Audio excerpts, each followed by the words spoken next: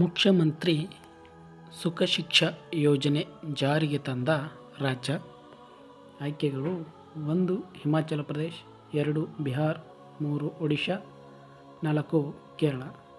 ಸರಿ ಆಯ್ಕೆ 1 ಹಿಮಾಚಲ ಪ್ರದೇಶ. ಸ್ನೇಹಿತರೆ, ಈ ಮುಖ್ಯಮಂತ್ರಿ ಸುಖ ಶಿಕ್ಷಾ ಯೋಜನೆಯನ್ನು ದುರ್ಬಲ ಕುಟುಂಬಗಳ ಮಕ್ಕಳ ಶಿಕ್ಷಣ ಮತ್ತು ಯೋಗಕ್ಷೇಮವನ್ನು ಪ್ರೋತ್ಸಾಹಿಸುವ ಉದ್ದೇಶದಿಂದಾಗಿ ಹಿಮಾಚಲ ಪ್ರದೇಶ ಸರ್ಕಾರ ಜಾರಿಗೆ ತಂದಿದೆ. ಇಲ್ಲಿ ವಿಧವೆಯರು, ನಿರ್ಗತಿಕ ಮಹಿಳೆಯರು, ವಿಚ್ಛೇದಿತ ಮಹಿಳೆಯರು ಮತ್ತು ವಿಶೇಷ ಪೋಷಕರ ಮಕ್ಕಳಿಗೆ ಆರ್ಥಿಕ ನೆರವು ನೀಡುತ್ತದೆ. ಸೊ ಈ ಯೋಜನೆಯಡಿ ಏನಪ್ಪ ಅಂತಂದ್ರೆ 18 ವರ್ಷಕ್ಕಿಂತ ಕಡಿಮೆ ವಯಸ್ಸಿನ ಮಕ್ಕಳಿಗೆ ಶೈಕ್ಷಣಿಕ, ಆರೋಗ್ಯ ಮತ್ತು ಪೌಷ್ಟಿಕಾಂಶದ ವೆಚ್ಚಗಳನ್ನು ಭರಿಸಲು ಮಾಸಿಕ 1,000 ರೂಪಾಯಿ ನೀಡುತ್ತದೆ.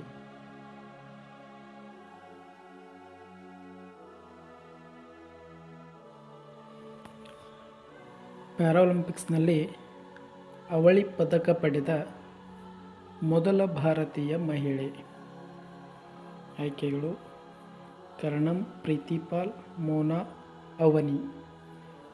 ಸರಿಯಾದಂಥ ಆಯ್ಕೆ ಅವನಿ.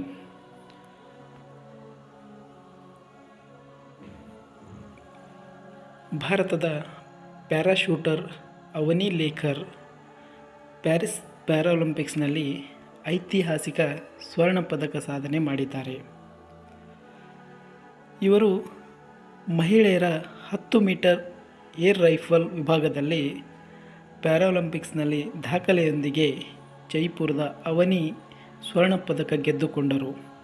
ಈ ಮೂಲಕ ಪ್ಯಾರಾಲಿಂಪಿಕ್ಸ್ನಲ್ಲಿ ಅವಳಿ ಸ್ವರ್ಣ ಪದಕ ಗೆದ್ದ ಮೊಟ್ಟಮೊದಲ ಭಾರತೀಯ ಮಹಿಳೆ. ಅಧಿವೇಶನದ ವೇಳೆಯಲ್ಲಿನ 2 ಗಂಟೆ ಕಾಲ ಜುಮ್ಮಾ ಬ್ರೇಕ್ ನಿಯಮವನ್ನು ರದ್ದು ಮಾಡಿದ ರಾಜ್ಯ ಅಸ್ಸಾಂ, ಉತ್ತರ ಪ್ರದೇಶ್, ಬಿಹಾರ್, ತ್ರಿಪುರ. ಇದಕ್ಕೆ ಸರಿ ಆಯ್ಕೆ ನೋಡುವುದಾದರೆ ಆಯ್ಕೆ 1 ಅಸ್ಸಾಂ ರಾಜ್ಯ. ಅಸ್ಸಾಂ ವಿಧಾನಸಭೆ ಅಧಿವೇಶನ ವೇಳೆ ಕಲಾಪಕ್ಕೆ 2 ಗಂಟೆಗಳ ಜುಮ್ಮಾ ಬ್ರೇಕ್ ನಿಯಮವನ್ನು ರಾಜ್ಯ ವಿಧಾನಸಭೆ ಸಚಿವಾಲಯ ರದ್ದುಗೊಳಿಸಿ ಆದೇಶವನ್ನು ಹೊರಡಿಸಿದೆ. ಇನ್ನು ಮುಂದೆ ಅಧಿವೇಶನ ಅವಧಿಯಲ್ಲಿ ಶುಕ್ರವಾರವೂ ಉಳಿದ ದಿನಗಳಂತೆಯೇ ಬೆಳಗ್ಗೆಯಿಂದ ಸಂಜೆಯವರೆಗೂ ಕೂಡ ವಿಧಾನಸಭೆ ಕಲಾಪ ನಡೆಯಲಿದೆ.